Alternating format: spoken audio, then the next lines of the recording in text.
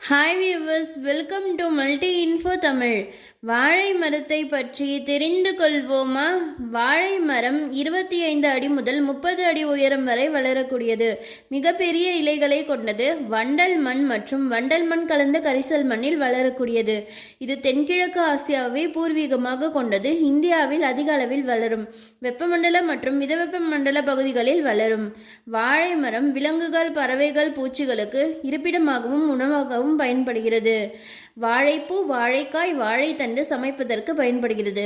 வாழைப்பழம் முக்கணிகளில் ஒன்றாகும். வாழை இலை சாப்பிட பயன்படுகிறது. வாழைப்பட்டை மூலிகை தயாரிக்க பயன்படுகிறது.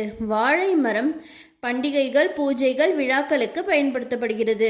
மேலும் அழகு சாதன பொருட்களான முடி பராமரிப்பு மற்றும் தோல் பராமரிப்பு கிரீம் செய்ய பயன்படுகிறது.